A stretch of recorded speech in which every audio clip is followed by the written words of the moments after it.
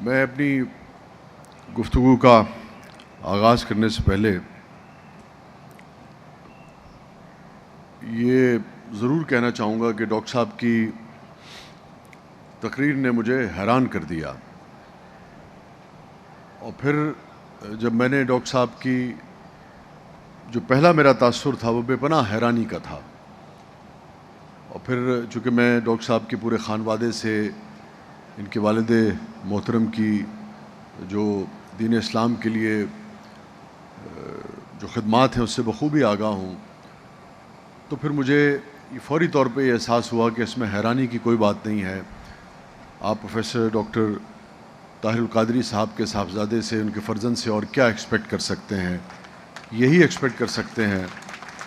جس قدر پروگریسو، جس قدر مدلل، جس قدر شاندار تقریر پروفیسر صاحب نے کی۔ میں سمجھتا ہوں کہ اس کی جتنی بھی داد دی جائے وہ کم ہے۔ اور میں باقاعدہ ایک چیز اور میں ضرور کہنا چاہوں گا کہ جو احباب ہمارے ہاں بھی اور پوری دنیا میں بھی جو یہ کہتے ہیں کہ ریلیجس لوگ جو ہیں، سارے ریلیجس لوگ انسانوں کو اور ہمیں غاروں کے زمانے میں لے جانا چاہتے ہیں،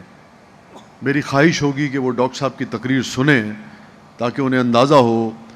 کہ بہت سارے دین کے انٹرپریٹرز اور کونوٹیشن کرنے والے ایسے بھی ہیں جو دین کی صحیح کونوٹیشن کرتے ہیں۔ وہ غاروں کے زمانے میں لے جانا نہیں چاہتے، وہ آپ کو غاروں کے زمانے میں جانے سے بچانا چاہتے ہیں۔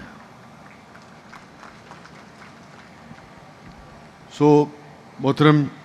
Doctor Hussain Mohi Uddin Qadri Sahib, deputy chairman board of governors Minhaj university Lahore, محترم doctor Sajid Mahmood Shahzad, vice chancellor Minhaj university Lahore, doctor Taranjit Singh Batalia, associate professor Ohio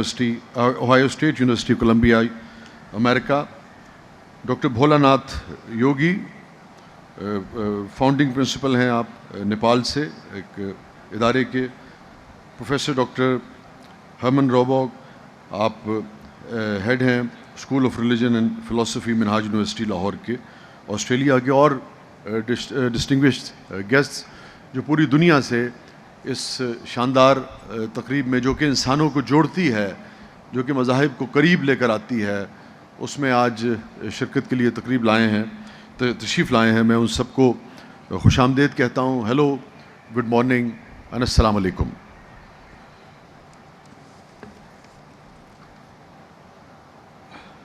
مجھے بالکل اندازہ نہیں تھا کہ میرا یہ خیال تھا کہ جو تقریب ہے، جو جیسا کہ آپ کے سامنے ایک واضح بھی ہے کہ مذاہب، بین المذاہب کے درمیان ہم آہنگی کے حوالے سے تقریب ہے، مگر اگین میں ابھی تک ڈاکٹر صاحب کی اسپیچ کے سحر میں ہوں، کیونکہ سیرت کے ایک طالب علم کی حیثیت سے، اور میں جو چیزیں جب ڈاکٹر صاحب نے اس ایکو فرینڈلی ماحول کے اور ایکو سسٹم کے حوالے سے گفتگو شروع کی، تو میں یہی سوچتا رہا کہ ہمارے یہاں عقائد و جہاں سرکار دو عالم صلی اللہ علیہ وآلہ وسلم نے ایک نہیں بے شمار مواقعوں پہ اس حوالے سے رہنمائی جو ہے وہ فرمائی ہے، مگر افسوس صد افسوس، بقول اقبال کے، بھلا دی ہم نے جو اسلاف سے میراث پائی تھی، بھلا دی ہم نے جو اسلاف سے میراث پائی تھی، سریا سے زمیں پر آسمان نے ہم کو دے مارا۔ تو آج جس مسائل کا ہم شکار ہیں، اس کی ایک وجہ یہی ہے کہ ہم اپنے آقا کے، اپنے دین کے اس پیغام کو بھلا چکے ہیں، اور جو کونوٹیشنز ہم کرتے ہیں، جو انٹرپریٹیشنز ہم کرتے ہیں، وہ یعنی کہ دنیا کو بھی حیران کرتی ہیں، وہ ہمیں بھی جو سیرت کے طالب علم ہیں، اگر آپ میں تو اسکالر نہیں ہوں، میں تو بالکل ایک عام سا طالب علم ہوں جو سیرت کی ایک کتاب ختم کرتا ہے، چاہے وہ کسی مسلک کے عالم کی لکھی ہو، تو پھر اس کی اشتہا بڑھ جاتی ہے کہ وہ دوسری جو سیرت کی کتاب ہے، سیرت کے جو مزید گوشے جن پر روشنی اور پڑھنی چاہیے، اس کی طرف لپکتا ہے اور اسے پڑھنے کی کوشش کرتا ہے، اسے جانچنے کی کوشش کرتا ہے۔ تو ڈاکٹر صاحب نے اپنی تقریر میں جن چیزوں کے حوالے دیے، جیسے ڈاکٹر صاحب نے حوالہ دیا کہ آقائے دو جہاں سرکار دو عالم صلی اللہ علیہ وسلم نے فرمایا کہ دجلہ کے کنارے بھی اگر کوئی بیٹھا ہو تب بھی وضو کے لیے اضافی پانی جو ہے وہ ضائع نہیں کرنا چاہیے. آپ ذرا تصور کیجئے, 1400 سال پہلے آقائے دو جہاں سرکار دو عالم صلی اللہ علیہ وسلم کی جو احادیث ہیں, اور آپ یہ تصور کیجئے کہ اس دوران میں انسان نے اور انسانیت نے کیا کچھ نہیں کیا. ڈاکٹر صاحب جس انسانی وزڈم جہاں اب پہنچنا شروع ہوئی ہے, اس کی جو بات کر رہے ہیں, میرے خیال میں کہ وہ جو ہوٹلز میں کہ جی آپ پانی کم یوز کریں گے, یا جو آپ کو جو بھی دیگر ان کی اشیاء ہیں وہ آپ کم یوز کریں تاکہ پانی کا استعمال کم ہو, یہ ہارڈلی 10 12 15 سال پہلے ہم نے, مطلب میں 25 برس سے ٹریول کر رہا ہوں, یہ ہارڈلی 8 10 سال سے یہ اویئرنیس جو ہے یہ لوگوں کو آنا شروع ہوئی ہے. اور کلائمیٹ چینج کے حوالے سے آپ دیکھیے کہ جیسے, کیونکہ ہمارے لیے بحیثیت مسلمان بھی اور دیگر بھی مذاہب میں دیکھتا ہوں کہ کوئی اس کے لیے عقیدے کی قید نہیں ہے. مجھے کسی اسکالر کی دنیا میں سند کی ضرورت نہیں ہے اپنے آقا سے, آقائے دو جہاں سرکار دو عالم صلی اللہ علیہ وسلم سے محبت کے لیے, ان کے عشق کے لیے, یا ان کی پہچان کے لیے. مگر یقیناً مجھے خوشی ضرور ہوتی ہے کہ جب مائیکل ہارٹ جیسا اسکالر جو ہے The 100 لکھتا ہے, یا کیرن آرمسٹرانگ جو ہیں جب مذہب پر بات کرتی ہیں اور ہمارے آقا کا ذکر کرتے ہیں سب احترام سے, تو ہمیں اس سے یہ اندازہ ہوتا ہے کہ کوئی بھی شخص دنیا کا کوئی بھی کسی بھی عقیدے سے تعلق رکھتا ہو, مگر جب وہ انسانی تاریخ کی طرف آئے گا تو یہ ممکن نہیں ہے کہ وہ ہمارے آقا آقائے دو جہاں سرکار دو عالم صلی اللہ علیہ وسلم کے عشق میں مبتلا نہ ہو. تو جو بات ڈاکٹر صاحب نے کہی کہ ایک حدیث میں, ایک آپ کے عمل میں آپ کو جو ایکو سسٹم ہے اس کی پروٹیکشن کے حوالے سے آپ کو چیزیں ملتی ہیں. جب آقا فرماتے ہیں کہ مجھے اس دنیا میں جو چیزیں پسند ہیں ان میں سے خوشبو ہے, تو کبھی تصور کیجئے کہ خوشبو کے کیا معنی ہیں. خوشبو کا مطلب پھول ہے, خوشبو کا مطلب صفائی ستھرائی ہے, نیٹنس ہے, کلینلینس ہے. پھر جیسا کہ پانی کا ذکر ہوا, جیسا کہ درختوں کے نہ کاٹنے کا ذکر ہوا. سو ایک پوری ایک طویل فہرست ہے. ایک واقعہ مجھے یاد آتا ہے یہ سیرت کی مختلف کتب میں کہ جب یہی فتح مکہ کے موقع پہ جب فوجیں آ رہی تھیں تو ایک بلی نے اپنے بچے دیے ہوئے تھے, تو آقائے دو جہاں سرکار دو عالم صلی اللہ علیہ وسلم نے, میرا حافظہ اگر ٹھیک کام کر رہا ہے تو اس کا مفہوم یہ ہے کہ آپ نے فرمایا کہ تھوڑا سا ہٹ کے چلو کہ یہ اور اس کے بچے جو ہیں وہ ڈسٹرب نہ ہو جائیں. یہ 1400 سال پہلے کا پیغام ہے. آج ہمیں دنیا یہ بتانے اور سکھانے کی کوشش کرتی ہے کہ ویسٹ جو ہے وہ اپنے جانور سے بہت محبت کرتا ہے. میں نے تو اپنی جب 10 12 14 سال کی عمر میں جب ہم نے یہ سیرت کی کتابیں پڑھنا شروع کی تھیں تو ہم نے یہ واقعہ اسی وقت پڑھ لیا تھا کہ جب ایک صحابی, جب ایک جگہ آپ سفر کر رہے تھے اور سر پر کچھ چڑیاں جو ہیں, ایک چڑیا منڈلانے لگی, تو آپ نے پوچھا کہ کیا معاملہ ہے. تو ایک صحابی وہ چڑیا کے بچے جو ہے اس کے گھونسلے سے لے آئے تھے, تو آپ خفا ہوئے اور آپ نے کہا کہ فوراً جا کے اس کے بچے جو ہے اس کے گھونسلے میں رکھو کیونکہ اس کی ماں کو تکلیف ہو رہی ہے. تو کسی بھی مسلمان کے لیے یہ سمجھنے کے لیے کہ اس کائنات کی کیا ویلیو ہے, درختوں کی کیا ویلیو ہے, پھولوں کی کیا ویلیو ہے, جانوروں کی کیا ویلیو ہے, میرے خیال میں اگر آپ سیرت کا مطالعہ کرتے ہیں, اگر آپ آقائے دو جہاں سرکار دو عالم صلی اللہ علیہ وسلم سے عشق رکھتے ہیں اور آپ یہ جاننے کی سمجھنے کی کوشش کرتے ہیں کہ آپ کی سیرت کیا تھی, آپ نے کیسی زندگی گزاری, تو کسی بھی مسلمان کے لیے ان چیزوں کو فالو کرنا جو ہے وہ مشکل نہیں ہے. افسوس یہی ہے جو کہ ڈاکٹر صاحب نے اپنی گفتگو میں کہا کہ ہم پتہ نہیں کس طرف چلے گئے ہیں, اور جو بنیادی چیزیں ہیں جن کا بار بار ایک موقع پر آپ دیکھیے جو ترتیب ہے, اب آپ ہمارے معاشرے کا اگر آپ حال دیکھیے اور اس میں آپ بے ترتیبی کا عالم دیکھیے. آپ دیکھیے ایک موقع پہ آپ نے ایک جگہ جب قبر تیار ہوتی ہے تو آپ جانتے ہیں کہ سرہانے ہم خاص طور پہ ایک نشانی جو ہے وہ رکھ دیتے ہیں, تو وہ نشانی ٹیڑھی رکھ دی گئی. تو سیرت کا ایک واقعہ میرے حافظے میں آتا ہے کہ آقائے دو جہاں سرکار دو عالم صلی اللہ علیہ وسلم اٹھے اور آپ نے اس اینٹ کو یا جو بھی پتھر تھا وہاں اس کو سیدھا رکھتے ہوئے آپ نے فرمایا کہ جتنی دیر میں تم نے اسے ٹیڑھا رکھا تھا اتنی ہی دیر میں تم اسے سیدھا بھی رکھ سکتے تھے. تو یہ ہے ترتیب کی خوبصورتی. تو یہ ساری یعنی کہ یہ گفتگو ڈاکٹر صاحب نے اصل میں مجھے جذباتی کر دیا ہے, کیونکہ عموماً یہ ہوتا ہے کہ ہم اپنے جو مسلم اسکالرز ہیں ان سے ہم اس قدر پروگریسو گفتگو جو ہے عموماً یہ ایک تاثر ہے کہ ہم ایکسپیکٹ نہیں کرتے ہیں. تو میں سمجھتا ہوں کہ ڈاکٹر صاحب کی جو آج کی گفتگو ہے اس کو منہاج یونیورسٹی کو چاہیے کہ کتابچے کی اس کا ٹرانسکرپٹ کروائیں اور کتابچے کی شکل میں یہ پوری دنیا میں جانی چاہیے، تاکہ ایکو سسٹم کے حوالے سے اس وقت جو پاکستان کا کردار ہے، جو ریلیجس لوگوں کا کردار ہے اور دین اسلام سے جڑے ہوئے جو چہرے ہیں وہ کس قدر پروگریسو ہیں، کس قدر ماڈرن ہیں، کس قدر جدید ہیں، جدید جو ایشوز ہیں ان کے اوپر ان کی کتنی نظر ہے، یہ پیغام بھی اس سے جائے گا. اور میں اب جو بنیادی تقریر جو میں لکھ کے لایا تھا، جو ہم اپنے گیسٹ کو بھی فراہم کی تھی، میں چاہوں گا تھوڑی سی اس پر ہم بات ضرور کریں. خاص طور پہ جو ورلڈ ریلیجنس کانفرنس ہے اس میں شرکت پر یقیناً مجھے بے پناہ خوشی ہے. اس کانفرنس میں بلند پایہ اسکالرز، محققین اور دنیا کی نامور یونیورسٹیز کے ہیڈ آف ڈپارٹمنٹس شرکت کر رہے ہیں. اور میں تمام جو مہمان اسکالرز جو ڈسٹنگوشڈ گیسٹ تشریف لائے ہیں پوری دنیا سے، میں انہیں خوش آمدید کہتا ہوں. اور یقیناً ان کے علمی مقالہ جات سے شعور و فکر کے نئے در کھلیں گے اور مہراج یونیورسٹی لاہور کے طلباء و طالبات اس سے مستفید ہوں گے. بین الاقوامی سطح کی اس بامقصد اور موضوع کے اعتبار سے انتہائی مفید کانفرنس کی میزبانی کرنے پر مہراج یونیورسٹی لاہور کی ایڈمنسٹریشن کو میں بہت مبارکباد پیش کرتا ہوں. بالخصوص یونیورسٹی کی پیٹرن چیف پاکستان اور عالم اسلام کی ممتاز علمی شخصیت محترم پروفیسر ڈاکٹر محمد طاہر القادری صاحب کو ایک شاندار اعلیٰ تعلیمی ادارہ قائم کرنے پر میں خراج تحسین پیش کرتا ہوں. اور پاکستان میں شاید ہی کوئی ایسا طالب علم ہوگا جو دین سے جڑا ہو یا ادب سے جڑا ہو یا صحافت سے جڑا ہو، میرے میڈیا کے دوست یہاں موجود ہیں، جس نے ڈاکٹر صاحب کی تقاریر سے اور ان کی تصانیف سے استفادہ نہ کیا ہو. بعض اوقات تو ہم حیران رہ جاتے ہیں کہ ڈاکٹر صاحب نے، میں خاص طور پہ پروفیسر ڈاکٹر محمد طاہر القادری صاحب کی بات کر رہا ہوں، کہ جس قدر متحرک انہوں نے زندگی گزاری. پھر آپ جانتے ہیں، ہم سب اس سے آشنا ہیں کہ ان کی بہت پچھلے 10-12-15 برس میں کچھ سیاسی مصروفیات بھی رہیں، اور کس طریقے سے کس وقت وہ وقت نکالتے ہیں. کیونکہ مجھے منہاج یونیورسٹی میں پہلے بھی حفیظ صاحب مدعو کرتے رہتے ہیں، اور ڈاکٹر صاحب کی کتابیں جو ہیں وہ مجھے میری خوش قسمتی ہے کہ میرے پڑھنے میں آتی ہیں، یہاں سے بھی مجھے ملتی ہیں. خود میں بھی میری کوشش ہوتی ہے کہ جہاں سے مل سکے میں حاصل کر سکوں، کہ ان کی تعداد اور اس میں جس پائے کا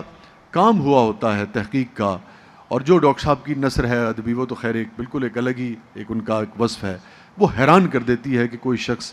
یعنی کہ پورا ادارہ اتنا کام نہیں کر سکتا ہے مل کے جتنا میں سمجھتا ہوں کہ ڈاکٹر صاحب نے انفرادی طور پر امت کے لیے کیا ہے. اور جہاں تک یہ مذاہب کے حوالے سے بات ہے تو دیکھیے ہماری تو فلسفی کیا ہے، ہم کہاں سے اپنا رستہ جو ہے متعین کرتے ہیں. جہاں سے ہم اپنا رستہ متعین کرتے ہیں وہ فلسفی یہ ہے کہ ہم نے دوسرے جو مذاہب ہیں ان کے خداؤں کا بھی احترام کرنا ہے. یہ دین کی فلسفی ہے. یہاں سارے اسکالرز بیٹھے ہیں، میں ایک ایسی یونیورسٹی میں گفتگو نہیں کر رہا ہوں جہاں صرف دنیاوی تعلیم دی جاتی ہے. میں ایک ایسی یونیورسٹی میں بات کر رہا ہوں جہاں مجھے اپنی بات کو غالباً ریفرنس کوٹ کرنے کی بھی ضرورت نہیں ہے کہ میں کس آیت کا حوالہ دے رہا ہوں، کون سی بات میں قرآن سے کی روشنی میں کر رہا ہوں، کون سی بات میں حدیث کی روشنی میں آپ کے ساتھ شیئر کر رہا ہوں. تو میرے لیے اس حوالے سے گفتگو آسان ہے کہ جو بھی میں گفتگو کروں گا آپ مجھ سے بہتر سمجھتے ہیں، اسکالرز یہاں بیٹھے ہیں، کہ میں کس حوالے سے اور کس بات کا ریفرنس دے رہا ہوں. تو ہمارا تو بنیادی فلسفہ یہ ہے کہ دوسروں کے جو خدا ہیں ان کا بھی ہم نے احترام کرنا ہے. اور یہ بالکل عین یعنی کہ اسلامی فلسفہ ہے. کیونکہ آپ جانتے ہیں کہ جب کوئی چیز قرآن میں آ جاتی ہے، حدیث میں آ جاتی ہے، تو اس پر عمل کرنا جو ہے وہ ہمارے لیے فرض عین ہوتا ہے. پھر آپ یہ دیکھیے کہ جس طریقے سے جو عبادات کا جو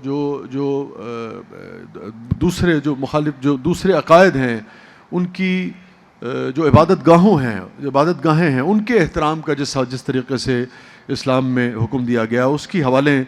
مثالیں جو ہیں عقائد و جہاں سرکار دو عالم صلی اللہ علیہ وسلم کی حیات مبارکہ سے، خلفائے راشدین کی حیات مبارکہ سے جو ملتی ہیں، اگین 1400 برس پہلے، جس کے بعد بھی انسانی جو مختلف حکومتیں آئیں، جو مختلف ادوار آئے دنیا میں، چاہے وہ یورپ میں ہو، چاہے وہ سنٹرل ایشیا میں ہو، چاہے وہ اس خطے میں ہو، چاہے اس خطے میں ہو، انسان کے ساتھ، مختلف دوسرے عقائد کے ساتھ، دوسروں کی عبادت گاہوں کے ساتھ کیا کچھ نہیں کرتا رہا ہے. مگر ہمارے جو اسلاف ہیں، ہمارے جہاں سے ہم روشنی کشید کرتے ہیں، ان کا پیغام بالکل واضح ہے. بڑی عمدہ بات کی ڈاکٹر صاحب نے کہ اگر سگنل میں کوئی خرابی، آپ اگر سگنل توڑتے ہیں یا اس کو دیکھتے نہیں ہیں یا اس پر عمل نہیں کرتے ہیں تو اس کا مطلب سگنل میں کوئی خرابی نہیں ہے. آپ کی انٹرپریٹیشن میں یا آپ کی نیت میں کوئی فطور ضرور ہو سکتا ہے، مگر سگنل بالکل ٹھیک طریقے سے پرفارم کر رہا ہے، سگنل کی رہنمائی جو ہے وہ بالکل ٹھیک طریقے سے ہے. تو میں اگین اس کے حوالوں میں جاؤں گا تو وقت بہت اس میں صرف ہو جائے گا. مگر چاہے جو آپ سے مختلف عقیدہ رکھتے ہیں، ان کی مقدس ہستیاں ہیں، ان کے خدا ہیں، ان کی عبادت گاہیں ہیں، ان سب کے احترام کا ہمیں حکم دیا گیا ہے. بلکہ بالکل واضح ہے کہ جہاں اسلامی ریاست ہو، نہ صرف ان کے احترام کا حکم ہے بلکہ ان کی حفاظت کا ذمہ جو ہے وہ بھی اسلامی ریاست کے سر پر ہے. کوئی اس میں، آپ پوری اسلامی تاریخ اٹھا کے دیکھ لیں، کوئی اس کے اندر دو رائے نہیں ہے. اور ایسی مثالیں ہیں خلفائے راشدین کی حیات مبارکہ سے، آقا دو جہاں سرکار دو عالم صلی اللہ علیہ وسلم کی حیات مبارکہ سے، جو فی زمانہ دنیا کو حیران کر دینے کے لیے کافی ہیں کہ کس قدر رواداری کا پیغام جو ہے عملی طور پر وہ ان ہستیوں نے دنیا کو دیا ہے. تو میں سمجھتا ہوں کہ آج کی جو تقریب ہے جو مناج نے برپا کی ہے، اور آپ یہ دیکھیے کہ کس قدر بڑا کام ہے. یہ حیران کر دینے والی بات ہے کہ آج چھٹی اس حوالے سے کانفرنس ہے، اور میں سمجھتا ہوں کہ ہمارے میڈیا کو، ذرائع ابلاغ کو، ہمیں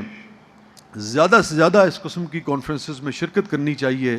زیادہ سے زیادہ اس قسم کی کانفرنسز کی تشہیر کرنی چاہیے، تاکہ کو ایگزسٹنس جو ہے اس کو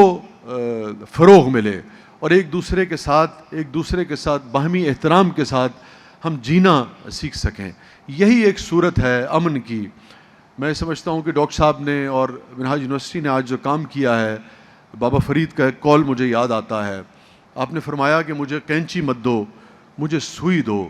کیونکہ کینچی جو ہے وہ کاٹتی ہے، لوگوں کو جدا کرتی ہے، سوئی جو ہے وہ جوڑتی ہے، آپس میں ملاتی ہے. آپ نے آج وہی کام کیا ہے. آپ نے آج لوگوں کو ملانے کا کام کیا ہے، ان کو جدا کرنے کا کام نہیں کیا ہے. اور میں اپنی ایک اس کا اظہار ضرور کروں گا. میں نے حفیظ بھائی سے کہا بھی تھا، مگر چونکہ یہ موضوع ایسا تھا کہ میری بھی شدید خواہش تھی کہ میں اس میں شرکت کر سکوں. میری خواہش یہ تھی، اور میں وعدہ کرتا ہوں انشاءاللہ العزیز، اول تو اللہ نے چاہا یہ الیکشن ہو جائیں گے تو میں جو بنیادی میرا کام ہے ایک شاعر کی حیثیت سے، ایک ادیب کی حیثیت سے، انشاءاللہ العزیز اگلے سال جب یہ کانفرنس ہوگی تو میں کوشش کروں گا کہ سب سے پہلے میں ہال میں داخل ہوں، اور اس ہال سے اور اس کے جتنے سیشنز ہیں وہ اٹینڈ کر کے سب سے آخر میں جانے والا جو شخص ہے وہ میں ہوں. آج کے لیے آپ کو مجھے اس لیے معذرت کرنی پڑے گی، مجھے اجازت دینی پڑے گی. میں اپنے ڈسٹنگوشڈ گیسٹ جو پوری دنیا سے تشریف لائے ہیں ان سے بھی معذرت کروں گا، کیونکہ آج میری سکھر میں ایک کمٹمنٹ تھی، مجھے ابھی ٹریول کر کے وہاں پہنچنا ہے، اور یہ بھی ممکن نہیں تھا کہ میں ان سے معذرت کر سکتا. اس کے باوجود بھی میری خواہش تھی، چونکہ ریلیجن جو ہے وہ میرا بھی ایک میری رگو پے میں بستا ہے. آقا دو جہاں سرکار دو عالم صلی اللہ علیہ وسلم کی جو محبت ہے، جو ان کے سیرت کا فروغ ہے، اور جو جس انٹرپریٹیشن کی، جس کانوٹیشن کی دین کے ڈاکٹر صاحب نے بات کی، ہم بھی اسی کے لیے تڑپتے ہیں کہ وہ جو پروگریسو ایک اپروچ ہے دین کی، وہ جو روشن خیالی کی اپروچ ہے، ہم اس کے اوپر کیوں بات نہیں کرتے؟ ہم اس کو کیوں نہیں پھیلاتے ہیں؟ ہم کیوں نہیں بتاتے ہیں کہ وضو کے لیے قطرہ پانی جو ہے وہ بھی ضائع کرنے سے منع کیا گیا ہے؟ ہم کیوں نہیں بتاتے ہیں کہ ایک درخت جو ہے اس کو بھی کاٹنے سے منع کیا گیا ہے؟ ہم کیوں نہیں لوگوں کو بتاتے ہیں کہ ایک چڑیا جب تڑپ رہی تھی اپنے بچوں کے لیے تو ہمارے آقا نے کیا حکم دیا تھا؟ ہم کیوں نہیں بتاتے ہیں دیگر جو اس حوالے سے جتنی بھی چیزیں ہیں؟ میں اگر بیان کرتا چلا جاؤں گا اگین تو اتنے سارے واقعات ہیں کہ جس پر یہ شام ہو جائے صرف انہی موضوعات کے اوپر جو ایکو سسٹم کے حوالے سے ڈاکٹر صاحب نے بات کی. پھر ریلیجن کے حوالے سے ہم نے بات کی کہ کس طریقے سے ریلیجن قریب لانے کی بات کرتا ہے. ایک اور مجھے بات یاد آئی. آپ دیکھیے کہ ہمارا یہ اس لیے بند کیا گیا تھا کہ گفتگو میں ختم کر دوں.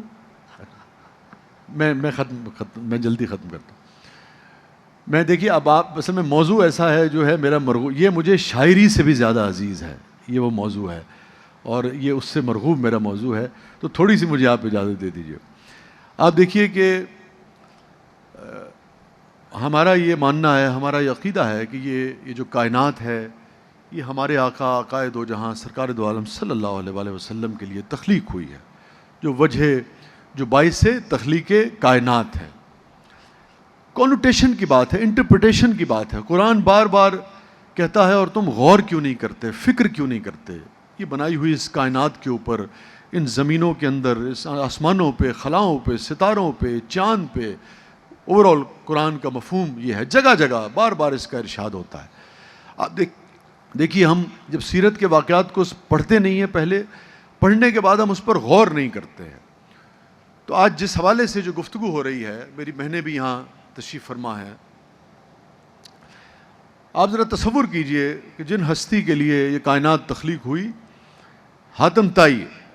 میں آپ چاہوں گا کہ آپ اس بات کا مجھے جواب دیجئے کہ حاتم طائی کی پوری انسانی تاریخ میں جب ہم بات کرتے ہیں ایک تاریخی حوالے سے، تو ان کی پہچان کیا تھی؟ ان کی پہچان تھی سخاوت، ایک سخی کے طور پہ ان کی پہچان تھی، اور ان کا عقیدہ جو تھا وہ مختلف عقیدہ تھا، ٹھیک ہے؟ پہچان سخاوت، عقیدہ مختلف۔ آقائے دو جہاں سرکار دو عالم صلی اللہ علیہ وسلم نے، میرے آقا نے جب ان کی صاحبزادی آپ کے دربار میں تشریف لائی ہیں، تو تاریخ اور سیرت یہ بتاتی ہے کہ میرے آقا نے، آپ کے آقا نے اپنی چادر مبارک ان کی صاحبزادی کے لیے بچھائی تھی۔ یہ تو واقعہ اول تو ہم بیان نہیں کرتے ہیں، ہم بیان سے مراد ایسے نہیں کہ چھپاتے ہیں، اس پر ہم بات اس طریقے سے نہیں کرتے ہیں جس طرح دوسری چیزوں پر کرتے ہیں، وہ بھی یقیناً بے پناہ اہم ہے، ریچولز بھی بہت اہم ہیں، چونکہ ریچولز بھی اسی جانب آپ کو لے کے آتے ہیں۔ فجر آپ کو یہ سکھاتی ہے کہ باری تعالیٰ، میں یہ کمٹمنٹ کرتا ہوں کہ میں دیانتداری سے، ایمانداری سے جو کچھ قرآن و سنت میں ہے اس کے مطابق ظہر تک زندگی گزاروں گا، اور ظہر کے وقت آ کے میرے نزدیک تو ہم جا کے جو فجر سے ظہر تک جو کچھ ہم نے کیا ہوتا ہے، ہم وہ بھی خدا کے حضور ہمیں پیش کرنا چاہیے، اور پھر ظہر سے عصر تک کی ہم ایک پرومس کر کے پھر نکلتے ہیں کہ باری تعالیٰ، فجر سے ظہر تک جو میں نے کیا تھا وہ تیرے مطابق کرنے کی کوشش کی، وہ میں نے جو اپنا اعمال نامہ ہے وہ تیرے حضور پیش کر دیا، اب میں عصر تک کی پھر اجازت لے کے جا رہا ہوں، پھر میں ایسے ہی زندگی گزاروں گا۔ میرے نزدیک فجر سے عشاء تک کا معاملہ جو ہے وہ ایسے ہی معاملہ ہے، وہ صرف اور صرف سجدوں تک محدود نہیں ہوتا ہے، وہ اپنے خود احتسابی کا معاملہ ہے، تمام نوازوں کا معاملہ۔ تو تمام جو ریچولز ہیں وہ میرے نزدیک آپ کو اس جانب لے کے جاتی ہیں جس جانب ڈاکٹر صاحب نے اشارہ کیا، جو معاملات ہیں، جو زندگی کے معاملات ہیں، جو رشتہ انسان کا انسان کے ساتھ ہے، جو رشتہ انسان کا کائنات کے ساتھ ہے۔ تو آپ ذرا غور کیجئے، جو واضح آپ کے سامنے چیزیں آتی ہیں، جب آقائے دو جہاں سرکار دو عالم صلی اللہ علیہ وسلم نے حاتم طائی کی صاحبزادی کے لیے اپنی چادر مبارک بچھائی، تو ایک تو یہ کہ خاتون کا احترام،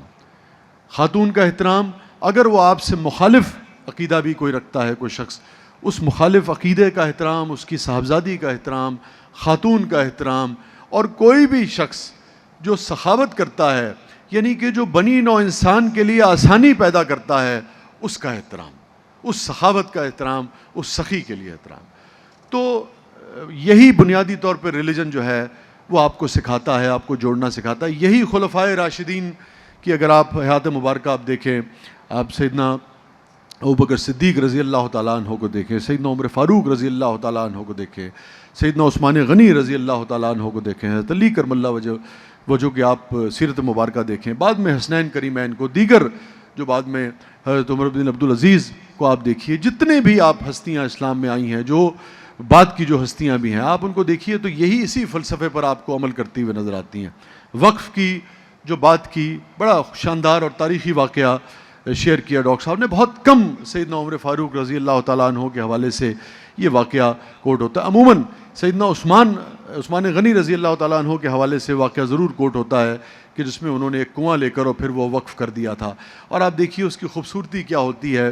کہ کئی احباب نے ہمارے یہ بتایا، جس میں شامی صاحب بھی ہیں، دیگر احباب نے بھی، جنہوں نے اس معاملے کو قریب سے دیکھا، کہ آج تک سیدنا عثمان غنی رضی اللہ تعالیٰ عنہ نے جو اکاؤنٹ اس وقت کھولا تھا، مسلمانوں کے لیے وقف کیا تھا، آج تک وہ اکاؤنٹ چل رہا ہے، آج تک اس اکاؤنٹ سے خیر جو ہے وہ مسلمانوں میں اور انسانوں میں تقسیم ہو رہی ہے۔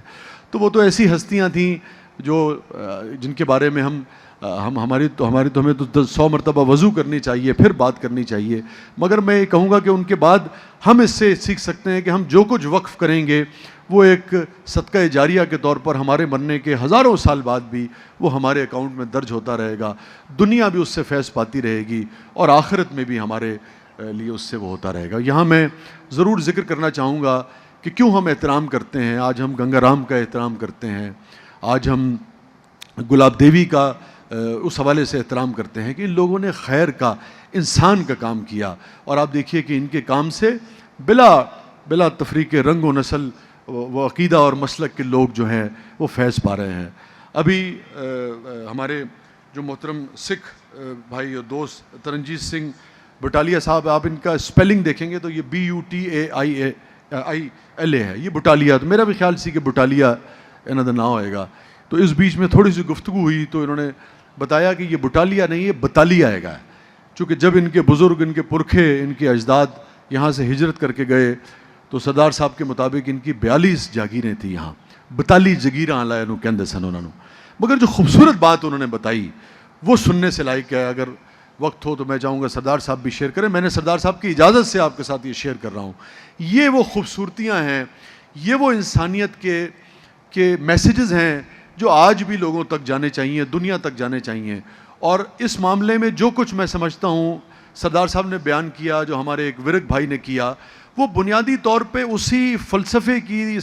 جو آقائے دو جہاں سرکار دو عالم صلی اللہ علیہ وسلم نے اور دین نے سکھایا ہے, اسی فلسفے کے عین مطابق تھا کہ جب معاملات خراب ہوئے تو سردار صاحب کے بقول ان کی فیملی کو, ان کے بزرگوں کو, ہمارے جو ایک ورک صاحب تھے انہوں نے 1 ہفتے تک پناہ دی. اور اس وقت پناہ دینے کا مطلب یہ تھا کہ اپنی جان پر کھیل کر لوگ اپنے لوگوں کو پناہ دے رہے تھے, ان لوگوں کو جن کا عقیدہ مختلف تھا.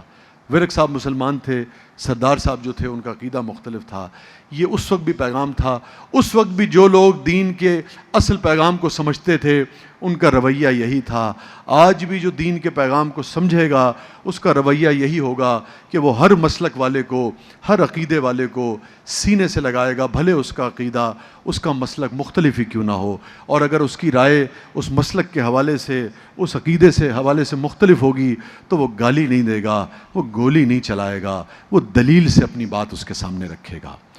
دلیل سے گفتگو ضرور ہونی چاہیے, اپنی بات ضرور رکھیں. بحث کا دروازہ, گفتگو کا دروازہ نہیں بند ہونا چاہیے, مگر بندوق کو رکھ کر گفتگو کے ساتھ, دلیل کے ساتھ, زبان کے ساتھ اپنی بات جو ہے اس کو بیان کرنا چاہیے. میں اگین منہاج یونیورسٹی کو جس قدر مبارکباد دینا چاہوں وہ کم ہے. ڈاکٹر صاحب کی گفتگو نے جتنا نہال کیا, یہ میں سمجھتا, اگین میں پھر کہوں گا کہ اس کا ایک کتابچہ جو ہے وہ بنا کر اور پوری دنیا میں اسے تقسیم کرنا چاہیے. خاص طور پہ ہمارے پاکستان میں وہ حلقے, وہ ایسا نہیں ہے کہ وہ کوئی مذہب بیزار حلقے ہیں, مگر جو ڈاکٹر صاحب نے انٹرپریٹیشن کی بات کی, کونوٹیشن کی بات کی, یہ بات ہر اس حلقے تک پہنچنی چاہیے جو یہ سمجھتا ہے کہ دین جو ہے وہ پروگریسو نہیں ہے, یا ریلیجن یا ریلیجس لوگ جو ہیں وہ آپ کو غاروں کے زمانے میں لے جانا چاہتے ہیں. دین ریلیونٹ ہے, دین جو ہے وہ عصر کے ساتھ. آقا کے دو جہاں سرکار دو عالم صلی اللہ علیہ وسلم کی ایک حدیث ہے کہ مومن وہ ہے جو اپنے عصر سے ہم آہنگ ہو, یعنی کہ مومن ہے ہی وہ کہ جو آپ کے عصری تقاضے ہیں, جو بھی آپ کی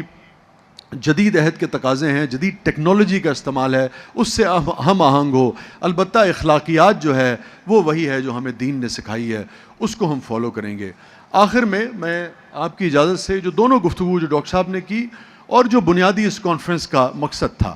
میں اگین چونکہ آپ سارے اسکالرز یہاں تشریف فرمائیں, عموماً جب میں یہ نظم شیئر کرتا ہوں تو میں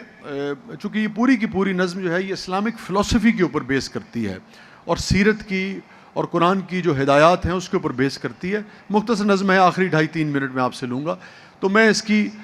یہ بتا بھی دیتا ہوں کہ کون سا مصرع جو ہے وہ اسلامی تاریخ کے کس واقعے سے آیا ہے, یا قرآن کی کس آیت سے کشید کیا گیا ہے, یا عقائد دو جہاں سرکار دو عالم صلی اللہ علیہ وسلم کی کس سیرت کے واقعے سے یہ مصرع جو ہے آیا ہے. آج مجھے اس کی ضرورت نہیں ہے, میں صرف نظم آپ کے ساتھ شیئر کروں گا, مگر جو ڈاکٹر صاحب کی اسپیچ تھی اور جو بنیادی کانفرنس کا مقصد ہے وہی اس نظم کا بھی موضوع ہے. میں شاعر ہوں تو اکثر لوگ مجھ سے پوچھتے ہیں ان حسین اسرار کے بارے, اسرار یعنی راز. میں شاعر ہوں تو اکثر لوگ مجھ سے پوچھتے ہیں ان حسین اسرار کے بارے, بتائیں تو بھلا کیا ہے, محبت آخرش ہے کیا, عبادت آخرش ہے کیا. میں شاعر ہوں تو اکثر لوگ مجھ سے پوچھتے ہیں ان حسین اسرار کے بارے، بتائیں تو بھلا کیا ہے، محبت آخرش ہے کیا، عبادت آخرش ہے کیا؟ وسیع میں سب سے کہتا ہوں، کسی پیاسے کو اپنے حصے کا پانی پلانا بھی محبت ہے، عبادت ہے۔ کسی پیاسے کو اپنے حصے کا پانی پلانا بھی محبت ہے، عبادت ہے۔ بھنور میں ڈوبتے کو ساحلوں تک لے کے جانا بھی محبت ہے، عبادت ہے۔ بھنور میں ڈوبتے کو ساحلوں تک لے کے جانا بھی محبت ہے، عبادت ہے۔ کسی کے واسطے ننھی سی قربانی محبت ہے۔ آپ رکتے ہیں، رستے سے پتھر ہٹا دیتے ہیں، یہ بھی صدقہ ہے، یہ بھی نیکی ہے۔ کسی کے واسطے ننھی سی قربانی محبت ہے۔ ہو دل میں درد ویرانی مگر پھر بھی، ہو دل میں درد ویرانی مگر پھر بھی، کسی کے واسطے جبرن ہی ہونٹوں پر ہنسی لانا، زبردستی ہی مسکانا محبت ہے، عبادت ہے۔ ہو دل میں درد ویرانی مگر پھر بھی، کسی کے واسطے جبرن ہی ہونٹوں پر ہنسی لانا، زبردستی ہی مسکانا محبت ہے، عبادت ہے۔ کہیں ہم راز سارے کھول سکتے ہوں مگر پھر بھی، کہیں ہم راز سارے کھول سکتے ہوں مگر پھر بھی، کسی کی بے بسی کو دیکھ کر خاموش رہ جانا محبت ہے، عبادت ہے۔ شکریہ۔ اور شاعر کے لیے تالیاں بجانا عبادت تو نہیں میں کہہ سکتا، البتہ محبت ضرور ہے۔ A round of applause, sir. شکریہ۔ کہیں ہم، یہ میرے میڈیا والے دوست جو ہیں نا، سب سے زیادہ یہ لطف لے رہے ہیں اس کا، کیونکہ ان کو پتہ ہے کہ 2 مہینے بعد انہیں پھر ساڑھنے آ جانا ہے، تو میں ابھی بھی آپ کے ساتھ ہی ہوں۔ کہیں ہم دعا کر رہا ہوں کہ فوراً آپ کے ساتھ آ جاؤں۔ کہیں ہم راز سارے کھول سکتے ہوں مگر پھر بھی، کسی کی بے بسی کو دیکھ کر خاموش رہ جانا محبت ہے، عبادت ہے۔ کہیں بارش میں سہمے بھیگتے بلی کے بچے کو، کہیں بارش میں، ڈاکٹر صاحب کہیں بارش میں سہمے بھیگتے بلی کے بچے کو، ذرا سی دیر کو گھر لے کے آنا بھی محبت ہے، عبادت ہے۔ اور شعر سنیے گا۔ شکریہ۔ میں آپ کے ساتھ شیئر کروں، اس شعر کے حوالے سے بعض اوقات جب باہر جاتے ہیں تو آپ جانتے ہیں پچھلے 2-4 سال پہلے بہت ہمارے ہاں انتہا پسندی کا اور دہشت گردی کے بڑے معاملات رہے، تو میں عموماً جو ہمارے مشاعرے ہیں ان میں بعض اوقات جو فورن جرنلسٹ ہیں وہ بھی آتے ہیں، تو میں ان کو ہمیشہ یہ بتاتا تھا کہ یہ ہے میرا معاشرہ، ایک ایسا معاشرہ جس کا یہ رویہ ہو، اس سے آپ یہ کیسے ایکسپیکٹ کر سکتے ہیں کہ وہ انسانوں کو مارے گا؟ بیشتر معاشرہ جو ہے، کہیں بارش میں سہمے بھیگ، کیونکہ اس سے آپ کو اندازہ ہوگا کہ یہ آپ کا وجود ہے جو میں اس میں بیان کر رہا ہوں۔ یقیناً اس میں سیرت کی رہنمائی ضرور میرے ساتھ شامل ہے، مگر یہ میں نے عموماً جب میں لوگوں سے کہتا ہوں، بعض اوقات چونکہ مشاعرہ نہیں ہے تو میں ان سے کہتا ہوں آپ ہاتھ کھڑا کریں، اور جس کا یہ تجربہ نہ ہو وہ ہاتھ نیچے کر دے۔ تو جب میں مصرع پڑھتا ہوں ہال میں کوئی ایک شخص ایسا نہیں ہوتا جو ہاتھ نیچے کر دے، ہر شخص کا یہ تجربہ ہوتا ہے، جس سے ہمیں اندازہ ہوتا ہے کہ یہ خطہ جو ہے انسان تو انسان جانوروں سے بھی کتنی محبت کرنے والا ہے، اور ہمیں بنیادی طور پر یہ محبت کس نے سکھائی ہے؟ اگین ہمارے دین نے سکھائی ہے۔ کہیں بارش میں سہمے بھیگتے بلی کے بچے کو، ذرا سی دیر کو گھر لے کے آنا بھی محبت ہے، عبادت ہے۔ شعر سنیے گا۔ کوئی چڑیا جو کمرے میں بھٹکتی آن نکلی ہو، کوئی چڑیا جو کمرے میں بھٹکتی آن نکلی ہو، تو اس چڑیا کو پنکھے بند کر کے راستہ باہر کا دکھلانا محبت ہے، عبادت ہے۔ شکریہ۔ کوئی چڑیا جو کمرے میں بھٹکتی آن نکلی ہو، تو اس چڑیا کو پنکھے بند کر کے راستہ باہر کا دکھلانا محبت ہے، عبادت ہے۔ کسی کے درد سہلانا، کسی روتے ہوئے کے جی کو بہلانا محبت ہے۔ میری خواہش ہے کہ آخری مصرع آپ پڑھیے گا کہ میٹھا بول میٹھی بات میٹھے لفظ، کہ میٹھا بول میٹھی بات میٹھے لفظ سب کیا ہے؟ محبت ہے، عبادت ہے، محبت ہے، عبادت ہے۔ بہت بہت شکریہ۔